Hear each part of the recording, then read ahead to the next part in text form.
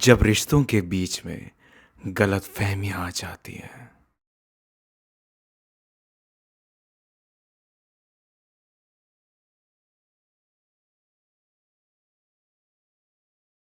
यार पता नहीं क्यों मुझे ऐसा लगता है जैसे सार्थक मुझे चीट कर रहा है।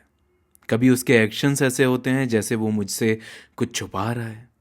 उसे कॉल्स करो तो आधे से ज़्यादा टाइम उसका नंबर बिजी आता है। मिलने के लिए बोलो तो मिलता भी नहीं है। दुनिया जहाँ के लोगों से मिलेगा, पर मुझसे मिलने की बात आती है तो उसकी मीटिंग्स आती रहती हैं। समझ में नहीं आता क्या करूं। पल्लवी ने अपनी बेस्ट फ्रेंड जोया से कॉल पे अपनी प्रॉब्लम्स शेयर करते हुए कहा, देख मेरी जान, ऐसा नहीं है कि वो बिजी नहीं होता है। हाँ, आई अंडरस्टैंड वो तुझे टाइम नहीं दे पा रहा है। मे बी वो ज़्यादा बिजी हो। तू इतना टेंशन मत ले, थोड़ा टाइम दे।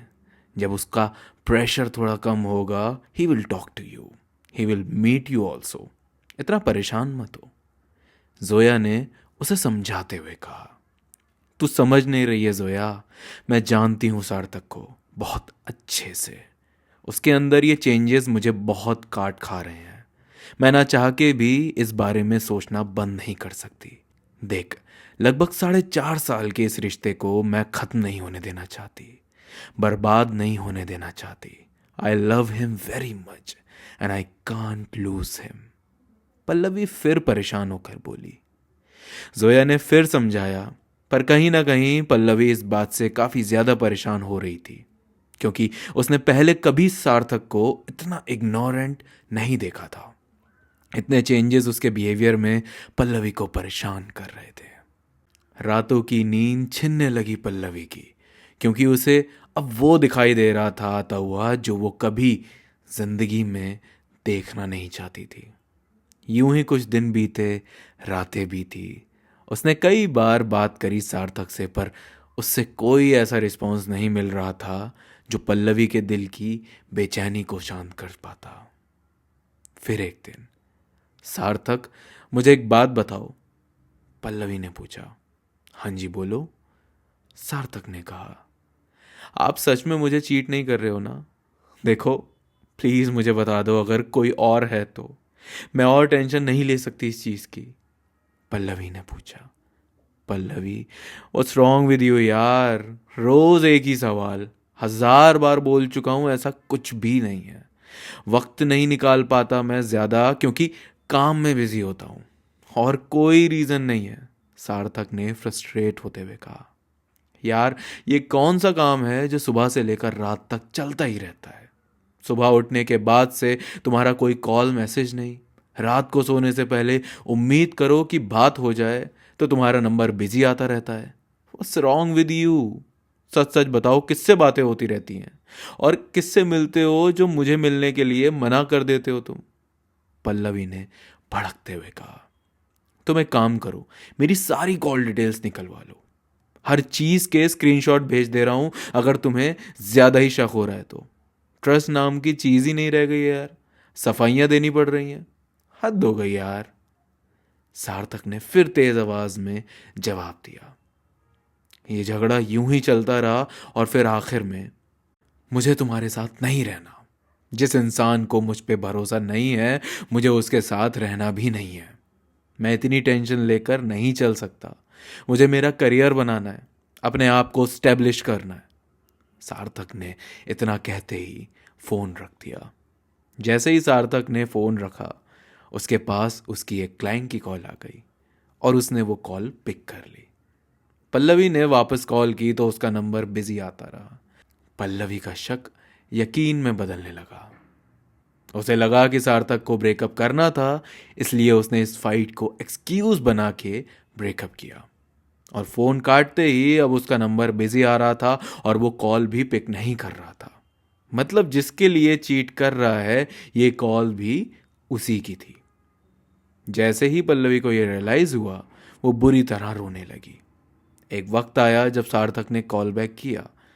कॉल पिक करते ही पल्लवी ने रोते रोते पूछा, किससे बात कर रहे थे?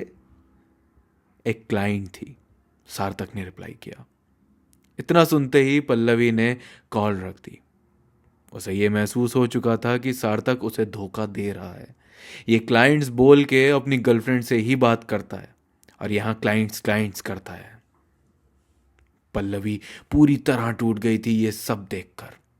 सार्थक ने दोबारा फोन नहीं उठाया।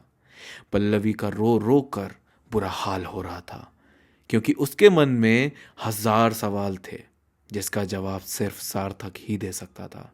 लेकिन फिर भी सार्थक ने कोई रिस्पॉन्स नहीं दिया। पल्लवी ने जोया से सब कुछ शेयर किया और जोया को भी इस बात पर यकीन होने लगा कि कहीं सच में सार्थक चीट तो नहीं कर रहा है। जोया ने बहुत संभाला पल्लवी को और उसको ये भी समझाने की कोशिश करी कि हो सकता है उसे गलत फहमी हो रही हो, लेकिन पल्लवी कैसे इस सब को एक गलत फहमी मान ले। जो बंदा लड़ाई को बिना सॉल्व करे सोता नहीं था, उसने रात भर बात तक नहीं की, रात भर तड़पता छोड़ दिया। और इतने सारे साइंस जो ये बता रहे हैं कि वो चीट कर रहा है, कैसे वो यकीन करे। कुछ दिन बीते और पल्लवी ने डिसाइड किया कि वो एक बार सार्थक के घर जाएगी, क्योंकि वो कॉल्स और मैसेजेस का रिस्पॉन्स नहीं दे रहा था। पल्लवी सार्थक के घर के लिए निकली। मन में हजारों सवाल लिए, अजीबोगरीब ख्याल लिए वो उसके दरवाजे पर पहुंची। पल्लवी ने डोरबेल बजाई।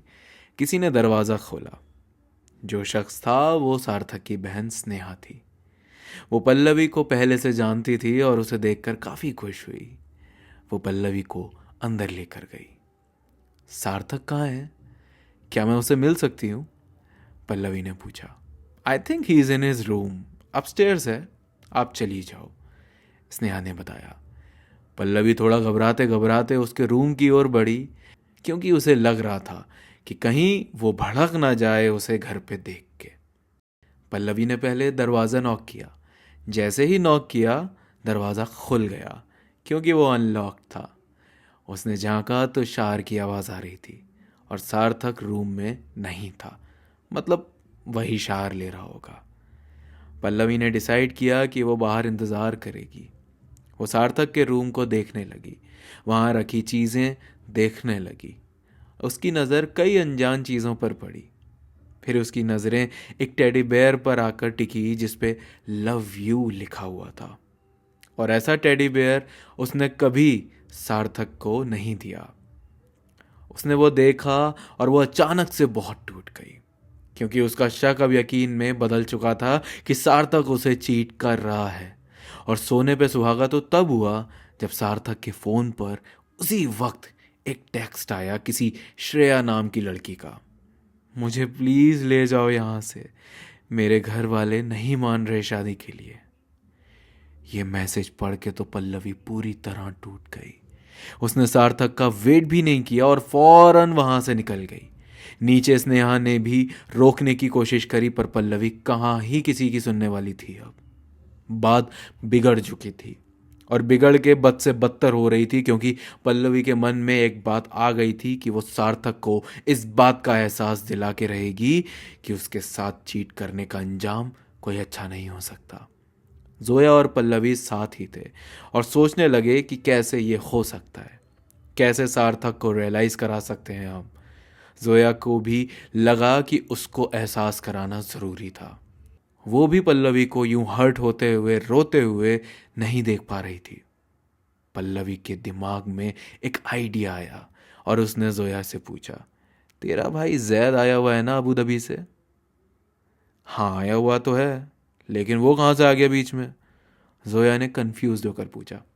ब्रो, आया नहीं है लेकिन अब आएगा बीच में, पल्लवी ने मुस्कुराते हुए कहा। What do you mean Pallavi, तू क्या बकवास कर रही है? जोया ने नाराज होकर कहा। भाई चिल कर, तेरे भाई पे कोई डोरे नहीं डाल रहा, बस तुझसे जो बोल रही हूं उतना कर। जैद को फोन कर और उसे बुला यहां अभी इसी वक्त, पल्लवी ने रिलैक्स करवाते हुए कहा। हाँ ठीक है, लेकिन तू ज्यादा आउट ऑफ द वे मत जाना। हाँ, जोया ने डाउटफुल होते हुए कहा। फोन कर भाई जल्दी, पल्लवी ने जोर देते हुए कहा। जोया ने तुरंत फ़ोन किया और जैद को पल्लवी के घर की लोकेशन भेजकर यहाँ बुला लिया। कभी कभी कैसा वक्त आता है अच्छा खासा फूल सा रिश्ता पल भर में न जाने किस ओर मुड़ जाता है, किस तरह बिखर जाता है, किस तरह जिंदगियां खराब होने लगती हैं दो लोगों की। अब तक जिस अब तक जिस शख्स का हाथ थामे आगे बढ़ रहे थे, लगा था कि हर मोड़ पे साथ रहा है तो अब हर मोड़ पे साथ रहेगा भी, लेकिन किसे पता होता है कौन सा मोड़ उस शख्स के साथ आखिरी हो जाए, कब वो साथ छोड़ दूसरे रास्ते पर चलने लगे। कुछ देर भी थी, जैसे तैसे करके जैद वहां पहुंचा। पहुंचते ही पल्लवी और जोया उसे रिसीव करने के लिए दरवाजे तक पहुंची। उसने पल्लवी को ग्रीट किया और फिर पल्लवी उन दोनों को अपने रूम में ले आई। जैद को सामने बैठाकर पल्लवी ने कहा, मैं एक रिलेशनशिप में हूँ और मेरा बॉयफ्रेंड सार्थक मुझे चीट कर रहा है और मैं चाहती हूँ अब तुम मेरी हेल्प करो। जैद कंफ्यूज्ड हो गया और उसने पूछा, वो यहाँ क्या हो रहा है और इसमें मैं कैसे मदद कर सकता हूँ? पल्लवी ने बताया, तुम मेरे साथ रिलेशनशिप में आने की एक्टिंग करोगे और जैसा जैसा मैं कहूँगी वैसा वैसा करोगे। मैं उसे रियलाइज़ कराना चाहती हूँ धोखा देना कैसा होता है, जब कोई अपना चोट मारता है तो कैसा लगता है। जैद और जोया को आइडिया हो गया कि वो क्या कह रही है और क्या करना चाहती है, और जैद को लगा भी कि इसमें कुछ गलत नहीं है, तो उसने सोच समझ कर जवाब दिया, ठीक है, अगर बात उसको रियलाइज़ कराने की है तो ठीक है, कोई दिक्कत नहीं है, बताओ क्या करना है। मेरे साथ एक कैफ़े चलो, मैं रेडी होकर आती हूँ। जोया जैद को देखने लगी कि भाई क्या चल क्या रहा है, ये क्या करेगी अब ये। जैद ने समझाया, डोंट वरी, तू बस मुझ पे भरोसा रख, कुछ नहीं होगा। कुछ देर में पल्लवी रेडी होकर आई और वो तीनों पास ही के कैफ़े गए और वहाँ पर उन्होंने कुछ पिक्स क्लिक करी। एक पिक क्लिक करते वक्त पल्लवी ने जैद को थोड़ा क्लोज आकर वेस्ट पर हाथ रखने की रिक्वेस्ट करी। जैद भी अनकंफर्टेबल था और पल्लवी को ना चाहकर भी ये सब करना पड़ रहा था। दोनों ने वहाँ पे कुछ पिक्स क्लिक करी ऐसे पोजेस में जैसे कपल्स हों। ये सब देखकर जोया थोड़ी अनकंफर्टेबल हो रही थी, बट उसे भी अपना मुंह बंद रखना पड़ा क्योंकि सवाल उसकी बेस्ट फ्रेंड पल्लवी का था। फिर वहाँ से वो लोग अपने अपने घर चले गए।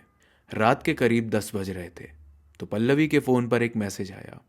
वो मैसेज सार्थक का था और वो मैसेज था, हे। पल्लवी ने फ़ोन देखा तो न जाने क्यों उसे गुस्सा आ गया। उसका मन पिघला नहीं, वो उस मैसेज को देख के क्यूरियस नहीं हुई कि उसे रिप्लाई करना है या फाइनली उसका मैसेज आ गया। पल्लवी ने सीन करके छोड़ दिया और जो पिक्स आज क्लिक करी थी उन पिक्स में से वो सब जो थोड़ी पर्सनल टाइप्स दिख रही थी उन्हें प्रीवियसली लगा के एज व्हाट्सएप स्टोरी पोस्ट कर दिया। वो पिक्स सार्थक के सिवा कोई नहीं देख सकता था। करीब 10 मिनट के बाद सार्थक ने वो पिक्स देखे। देखते ही जैसे सार्थक पागल हो गया। किसी पिक्स के नीचे हार्ट की इमोजीज थी तो किसी में लिखा था, you are the best thing ever happen to me. Sarthak जब तक पल्लवी को मैसेज या कॉल करता, पल्लवी ने जोया को कॉल किया और कहा, तू जो कर रही है करती रह, बस ये कॉल नहीं कटनी चाहिए। जोया ऐसी हो गई कि हुआ क्या है। पल्लवी ने समझाया कि देख, अब वो कॉल्स करेगा क्योंकि मैंने पिक्स पोस्ट कर दी व्हाट्सएप पर। इतना बोलते ही सार्थक की कॉल्स आने लगी। 10 मिनट, 20 मिनट, 1 घंटा, 2 घंटे बीतते चले गए लेकिन पल्लवी ने कॉल्स पिक नहीं करी। वो मैसेज करता, हुज दिस गाय। पल्लवी ने कोई रिप्लाई नहीं दिया। बहुत से मैसेजेस आए गए लेकिन ज़ीरो रिस्पॉन्स। वो रात बीती। उसके बाद अगले दिन पल्लवी ने सार्थक को एक मैसेज लिखा और उसमें लिखा था, अच्छा आज कौन सी ड्रेस पहन कर आऊँ, कोई फरमाइश? I have a black dress, वो ट्राई करती हूँ, एंड या I will be there at 6, बस तुम इंतज़ार नहीं कराना ज़्यादा, हमेशा की तरह। पल्लवी ने ऐसे प्रिटेंड किया कि वो ये मैसेज किसी और को लिख रही है लेकिन वो गया सार्थक के पास। सार्थक को ये तो समझ आ गया कि 6 बजे मिल रही है, लेकिन उसको ये समझ नहीं आया कि भाई मिल कहाँ रही है। अब सार्थक जिस तरह पल्लवी बेचैन हुई थी उसी तरह वो भी बेचैन हुआ। डबल डेटिंग वाली फीलिंग उसे भी आ रही थी। सार्थक ने यही सोचा कि सबसे बेस्ट तरीका फिगर आउट करने का यही है कि पल्लवी के पीछे पीछे जाओ। करीब 5:30 बजे सार्थक पल्लवी के घर के पास गया और इंतज़ार करने लगा वो कब अपने घर से निकलेगी। पल्लवी करीब 5:45 पर घर से निकली। रेडी भी उसी ड्रेस में थी जो सार्थक को बहुत पसंद थी, जिसमें सबसे ज़्यादा कॉम्प्लीमेंट्स मिलते थे। सार्थक की आंखें जल रही थी उसे उस ड्रेस में देखकर। पल्लवी ने सार्थक को ढूंढने की कोशिश करी, ये सोचकर कि ये कैसे ना कैसे तो पहुंचेगा, हो सकता है पीछा करे। वो अपनी कार में बैठी और वहां से निकल गई। सार्थक ने भी कार एक डिस्टेंस पर रखी। रास्ते में पल्लवी की नज़र रियरव्यू मिरर में पड़ी तो उसको सार्थक की कार दिखी। देखते ही उसके चेहरे पर एक स्माइल आई और उसने मन में सोचा, आ मेरी जान, दिखाती हूँ तुझे एक बढ़िया फिल्म। पल्लवी ने पहुंचकर वहां कार पार्क की, बाहर निकली और उसने तिरछी नज़र से इतना देख लिया कि सार्थक वहां पहुंचा है या नहीं। देखा तो मेन रोड पर उसकी कार रुकी हुई थी। वो समझ गई मेरे जाने के बाद ये यहाँ तक आएगा। वहाँ पहुँची तो प्लान के अकॉर्डिंग जैद ने एक टेबल बुक करी हुई थी और बहुत अच्छा डेकोरेशन करवाया हुआ था। सार्थक वहाँ पहुँचा, उसने अपनी कार पार्क करी और देखने लगा अंदर क्या हो रहा है। विंडोज़ के थ्रू वो देख पा रहा था। उसने देखा कि पल्लवी अंदर की ओर बढ़ रही है और एक लड़के की तरफ जा रही है। जाते ही वहाँ पे एक बड़ा सा स्पार्कल वाला बलून क्रैक हुआ और झिलमिल पत्तियाँ हवा में नीचे गिरने लगी। वो कुछ स्टेप्स और बढ़ी तो उसने देखा एक लड़का उसको घुटने पर बैठ के प्रपोज कर रहा था।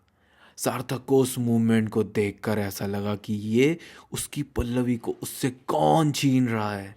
वो बहुत बेचैन हो गया, उसको एंजाइटी अटैक्स पड़ने लगे और वो हड़बड़ा के बाहर निकला कार से, भागते हुए कैफे के अंदर घुसा।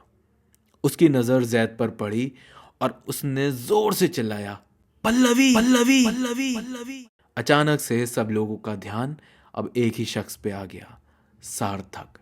सार्थक को इतना गुस्सा आया, वो भागता हुआ पल्लवी के पीछे से आया और उसने अपना हाथ पूरी जान से उठाया जैद के मुंह पर थप्पड़ मारने के लिए, लेकिन पल्लवी ने उसका हाथ रोक दिया। सब कुछ बदल गया 10 सेकंड के अंदर। वहाँ लोग सेलिब्रेट कर रहे थे और अब सब शॉक में कि ये हुआ क्या है। सार्थक की आंखें गुस्से से लाल थीं, उनमें आंसू भरे हुए थे। सार्थक ने पल्लवी से पूछा, तुमने मेरे साथ ऐसा क्यों किया? क्यों मुझे धोखा दिया? क्यों अंधेरे में रखा तुमने मुझे? मैंने धोखा दिया तुम्हें? मैंने चीट किया? मैंने अंधेरे में रखा तुम्हें? तुमने मुझे चीट किया है mister Sarthak. You are a big time cheater. Sarthak ऐसा हो गया कि ये क्या बकवास करे जा रही है। उसने पूछा, क्या मतलब है तुम्हारा? मैंने कब चीट किया तुम्हें? Who the hell is this Shreya? And तुम उससे शादी कर रहे हो? तुमने मुझे धोखा दिया है सार्थक। मैंने पूरी जिंदगी तुम्हारे नाम कर दी थी और तुमने मुझे कुछ सालों में ही अपना असली रंग दिखा दिया। पल्लवी ने फ्रस्ट्रेशन में पूछा, व्हाट? श्रेया? तुम्हें लगता है वो मेरी? What? Seriously? Have you gone mad? मैं क्यों शादी करूंगा उससे? सार्थक और भी ज्यादा कंफ्यूज्ड हो गया। झूठ, फिर झूठ, बार बार झूठ बोले जा रहे हो। कभी क्लाइंट्स करके बेवकूफ बनाते हो तो कभी मुंह पे झूठ बोलते हो। गुड, वेरी गुड, पल्लवी ने टॉन्ट मारते हुए कहा। तुम्हारे सर की कसम खा के कह रहा हूं पल्लवी, प्यार मैंने भी किया है तुमसे और अब भी करता हूं। श्रेया सिर्फ मेरी एम्प्लॉय है और शादी मेरी नहीं उसकी हो रही है, सार्थक ने समझाते हुए कहा। व्हाट? पल्लवी, जोया, जैद तीनों का एक ही रिएक्शन। चारों कैफे से बाहर आए, सार्थक की कार में बैठे और सार्थक ने समझाना शुरू किया। तुमसे मैं नाराज था क्योंकि तुम मुझ पे शक कर रही थी। मैं थक हार के आता और तुम मुझसे रोज एक ही बात करती, मुझे ऐसा फील कराती जैसे मैं चीटर हूं, और उस नाराजगी और फ्रस्ट्रेशन में मैंने तुमसे बात करना बंद कर दिया। Shreya is just my employee, उसका बॉयफ्रेंड है। वो दोनों शादी करना चाहते हैं पर श्रेया के घर वाले नहीं मान रहे थे। उसने मेरी हेल्प ली क्योंकि उसके घर में मेरी काफ़ी अच्छी रैपो है। She asked me to talk to his dad and I convinced him later. Now they are getting married. और रही बात मेरे बिजी होने की, तो Pallavi, I am sorry, I didn't know तुम ये सब सोचने लगोगी मेरे बिजी होने पर। मैं हमारे लिए मेहनत कर रहा हूँ। मेरी क्लाइंट्स मीटिंग होती हैं और वो सब मेरे क्लाइंट्स ही होते हैं। I can't think of betraying you. I love you with all my heart and soul. ये सब सुनकर पल्लवी की आंखें भर आईं और उसने बस एक ही चीज़ सोची, कितनी गलत थी मैं, कितना कुछ गलत सोचा मैंने एक सच्चे इंसान के लिए। सार्थक ने हमेशा मुझे सब कुछ दिया और मैं उस पर भरोसा करने से कैसे चूक गई। फिर सार्थक ने पूछा, अब तुम ज़रा मुझे बताओगी ये सब क्या चल रहा था कैफ़े में, and how did you get to know about Shreya? मैं एक दिन तुम्हारे घर आई, तुम शावर ले रहे थे। मैं तुम्हारे रूम में वेट करने लगी। तभी तभी तुम्हारे फ़ोन पे मैसेज आया और उसमें वो टेक्स्ट लिखा हुआ था कि शादी के लिए हाँ नहीं कर रहे एंड ऑल। और मुझे लगा you are cheating on me. फिर मैंने पीछा भी किया, तुम लोग कैफ़े गए, वहाँ तुमने उसे हग किया, मुझे यकीन हो गया। आई फेल्ट ब्रोकन एंड मेरा दिमाग ख़राब हो गया। फिर मैंने प्लान किया कि मैं जैद के साथ मिलकर तुम्हें सबक सिखाऊंगी और रियलाइज़ कराऊंगी कि तुमने मुझे चीट करके गलत किया है और तुमने एक बार भी मुझसे बात करना ज़रूरी नहीं समझा। सार्थक ने इंटरप्ट करते हुए पूछा, आज मैंने तुम्हें किसी और का होते हुए देखा तो मैं उस बंदे को मारने तक आ गया और तुमने मुझसे बात तक नहीं की, एक बार भी ज़रूरी नहीं समझा। इन सवालों पर पल्लवी रोने लगी और फिर सार्थक ने उसे चुपाया। बैठे बैठे अपनी सीट पर उसने पल्लवी को हक किया। पल्लवी रोते रोते उससे माफ़ियाँ मांगने लगी, उस पर शक करने के लिए, उसे गलत समझने के लिए, उससे बदला लेने के लिए। सार्थक ने पल्लवी को बहुत सॉरी बोला क्योंकि कहीं ना कहीं वो भी गलत था। उसने भी हालात को गुस्से और ईगो की वजह से संभाला नहीं। वो बात बढ़ती नहीं अगर वो मैच्योरिटी के साथ संभालता और टाइम देता पल्लवी को। उसने जोया को भी सॉरी कहा, उसकी प्यारी सी दोस्त को हर्ट करने के लिए। जोया भी खुश हुई उन दोनों को वापस देखकर। जैद ने सार्थक से पूछा, भाईजान एक सॉरी तो मैं भी डिजर्व करता हूँ, ऑलमोस्ट थोबड़ा फूटने वाला था मेरा। कभी कभी आंखों देखी बातें भी सच नहीं होती। दूसरा क्या कह रहा है क्या नहीं, अक्सर आंखें भी धोखा खा जाती हैं और मन में 50 बातें बनाने से अच्छा है एक बार कन्फेस कर लेना चाहिए। क्या पता एक सच्चाई सामने आ जाए। अगर पल्लवी ने शुरुआत में ही इंटरफेयर कर दिया होता या बात कर ली होती सार्थक से तो शायद बात इतनी आगे बढ़ती ही नहीं। इसलिए कम्युनिकेट करना ज़रूरी है।